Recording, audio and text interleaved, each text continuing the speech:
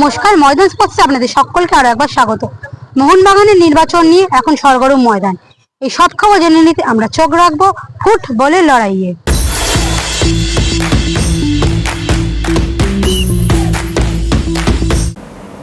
মঙ্গলবারের পর আবার রবিবার, মাঝে কয়েকটা দিন বিশ্রাম, আবার জামাই ষষ্ঠীর সকালে প্রচার শুরু।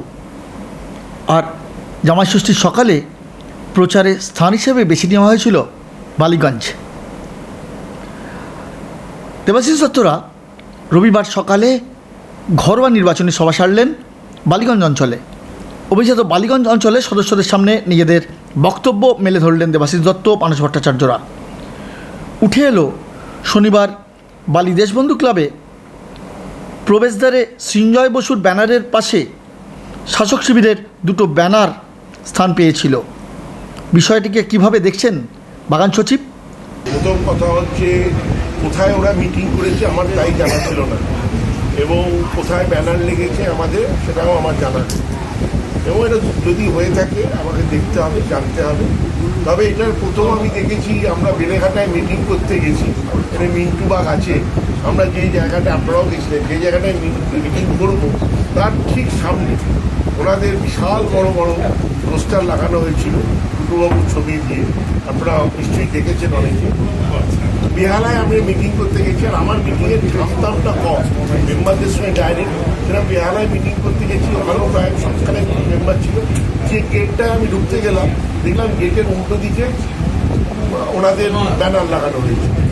আমি মনে করি তাতে যদি মোহনবাগান সদস্যরা কি খুব বেশি হবে এবং ছুটে গিয়ে কি আমাকে বা ওকে ভোট দিয়ে দেবে ওই পোস্টার দেখে? মোহনবাগান সদস্যরা অত্যন্ত বুদ্ধিমান, তাদের বিচার বুদ্ধি তারা ব্যবহার করবে, বলে যে যোগ্য লোক হবে, যতই আমরা বড় পোস্টার করি, যতই ব্যানার লাগাই, যতই বড় আমরা সিনেমাটি বা গায়ককে নিয়ে আসি, তারা নিজেদের বিচার বুদ্ধিতে যাকে যোগ্য মনে করবে তাকেই করবে। এই পোস্টার ব্যানারে খুব একটা এফেক্ট পড়ে বলে আমি মনে করি না। শাসক শিবিরের নির্বাচনী ব্যানারে অঞ্জন মিত্র, দেবাশিস দত্তের সঙ্গে সৌমিক বসুর ছবি। এই ছবি নিয়ে কি বলছেন বাগানের ডিডি?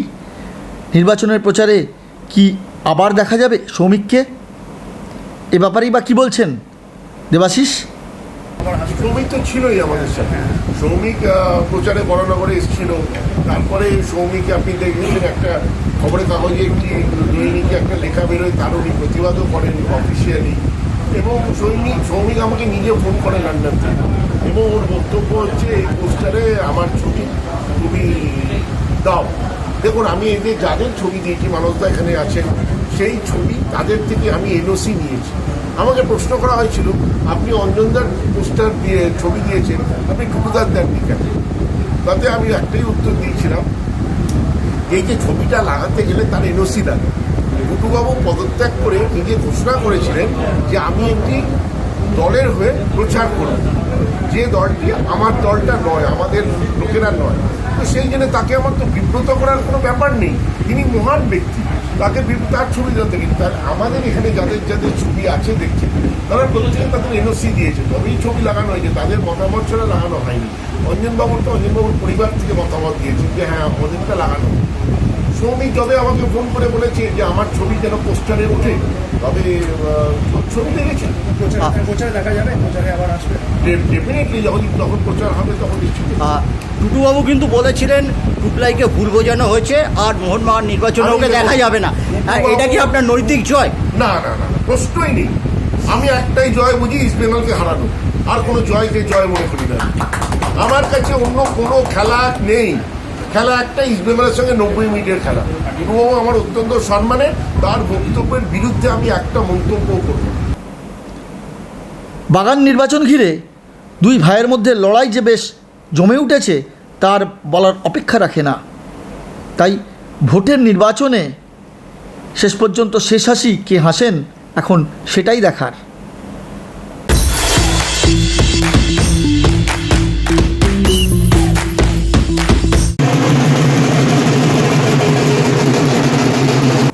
জামাই ষষ্ঠীর সকালে দেবাশিস যখন বালিগঞ্জে সভা করছেন, তখন সৌরভ গাঙ্গুলির পাড়ায় শরৎ সদনে দেখা গেল ভিড়ে ঠাসা প্রচার করতে সৃঞ্জয় বাহিনীকে।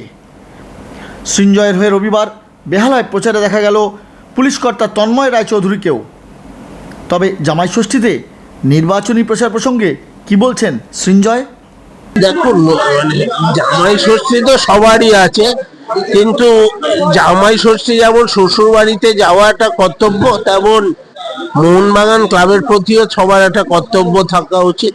তো আমি মনে করি ইলেকশনে পার্টিসিপেট করাটা একটা কর্তব্যের মধ্যে পড়ে। তো তাই জন্য তারা শুনতে এসেছে যে মোহনবাগানের জন্য কি ভালো কি খারাপ। তুমি কি আজকে জামাই ষষ্ঠী গেছিলে? না না, আমার জামাই ষষ্ঠী করার এখনো টাইম হয়নি, ওটা সব পেন্ডিং রাখা আছে। বৃষ্টির পরে কি জামাই ষষ্ঠী? সেটা বৃষ্টি তো অনেক দূর আছে, দেখা যাক কি হয়। আমি আশাবাদী, আগে ইলেকশন নিয়ে মাথা খারাপ করি, তারপরে জামাই ষষ্ঠী নিয়ে করব। রবিবার বিকেলে হুগলির শ্রীরামপুরে জমজমাট নির্বাচনী প্রচার সারলেন সৃঞ্জয় বসুরা।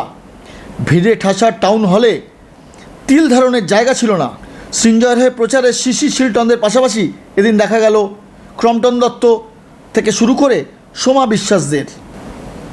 শাসক শিবির বিরোধীদের ভিড়ে ঠাসা অডিটোরিয়াম নিয়ে খোঁচা দিয়েছিলেন। এবার পাল্টা চ্যালেঞ্জ ছুড়ে দিলেন বিপক্ষ শিবিরের সচিব পদপ্রার্থী সৃঞ্জয় বসু।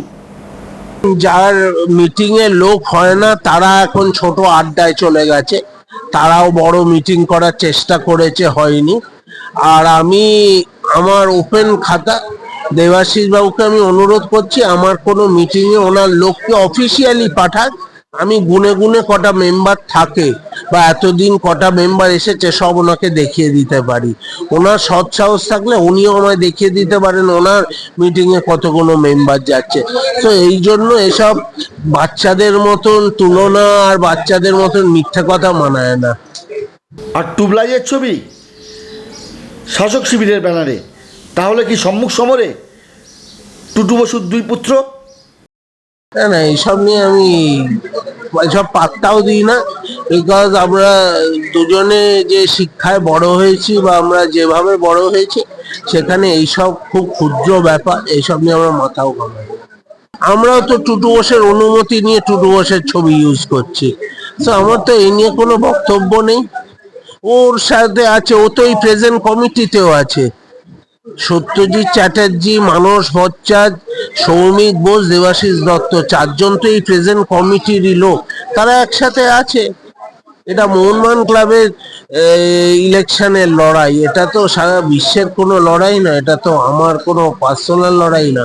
আমরা একটা দল, আমরা একটা দল হিসেবে লড়াই করছি। সেই দলে আমার অনেক সদস্য আছে, ওর দলে ওর সদস্যরা আছে। বাবা বলেছিলেন নির্বাচনে আমাদের হয়ে থাকবে এবং ও আর প্রচারে আসবে না। একবারও বাবা সেটা বলেনি, বাবা বলেছে আমরা একসাথে আছি, এবং আমি আর টুবলাই একসাথেই আছি। আজকেও আমার সাথে ওর কথা হয়েছে, ও ওইখানে ওই দল করছে মোহনবাগানে, তার সাথে তো আলাদা পর মারামারি এসবের কোনো ব্যাপার নেই। শনিবার বালির দেশবন্ধু ক্লাবে ব্যানার লাগানো নিয়ে দুই শিবিরের লড়াই প্রসঙ্গেই বা কি বলছেন টুম্পাই? আমার ব্যানার ছিল, আমি তো কোথাও বলছি না। কালকে মিটিং এর আগে ওখানে ব্যানার লাগানো আমার দেখুন, এইসব নিয়ে আমি কথা বলতে চাই না, আমি অলরেডি একবার বলে দিয়েছি। সো ওনারা যদি আমি কবে কি হয়েছে কোথায় লেগেছে তার জন্য এখন করে, তাহলে এটা চলতেই থাকবে। এবং আমি আশা করি যে এটা একদিন না একদিন থামা উচিত, কারণ এটা চললে এটা মোহনবাগান ক্লাবের প্রতি খারাপ।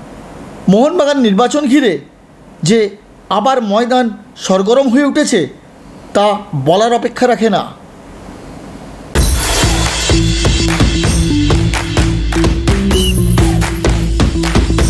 ভিডিও ভাগে লাইক করুন, শেয়ার করুন, আপনাদের মতামত কমেন্ট করে জানান, চ্যানেলকে সাবস্ক্রাইব করুন এবং পাশে থাকা বেল আইকনটিকে প্রেস করে দিন।